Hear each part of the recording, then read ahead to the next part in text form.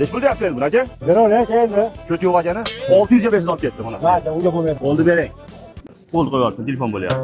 Alo, tez gapir, tirikchilikdaman. Diyor aka, dadam mol furushga qiz bermayman deyapti. Sizdan molni hidi kelar ekan. Nima?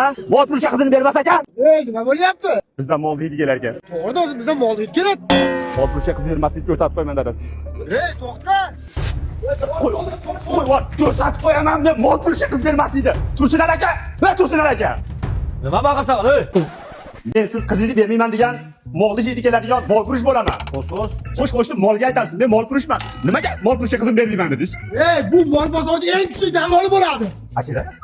Ha, endi tengi bilan tezak qolib bilamdi, uka. Bilib qo'ying tursinlar aka. Tezagiz ham mol bo'lmaganda bo'lmasdi, eshitdingizmi? Ya, sen bari mol qursa yolg'onchi bo'lishasan. Biz mol purishlar faqat seshanba, payshanba, shanba, yakshanba kunlari obedgacha yolg'on gapiramiz xolos. Nimaga aynan u kunlari? Seshanba kuni Sharxon Jamol bozoriga boramiz, payshanba kuni Kunlarga boramiz, shanba kuni Xo'jaobodga boramiz, yakshanba kuni Marhamatga boramiz. Aytib qo'ya tursinlar aka. Mol bozorda rost gapiradigan chayqovchi bor, umuman ish qilolmaydi. Endi biz yolg'onimiz nima endi? Sutini 3 litr ko'paytirib boramiz. Qonni sal katta bo'lsa bo'g'oz ekan deb boramiz. Qarang, mol bo'lsa ertaman sahar qorong'ida bo'ladi. Quyosh chiqquncha yolg'on gapirsa bo'laveradi, ha. Ana ko'rdingmi, senga to'g'ri aytibmanmi? Tursinlar aka, bu yolg'onlarni qizingizga nima aloqasi bor? Qizingiz mol bozorga chiqmaydi, jon aka. Sen nariroq turgin, mol hidi kelyapsan.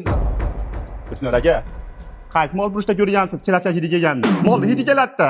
Aslida bu molni hidi emas. Bu pulni hidi bo'ladi. Buni faqat mol turishlar tushunadi.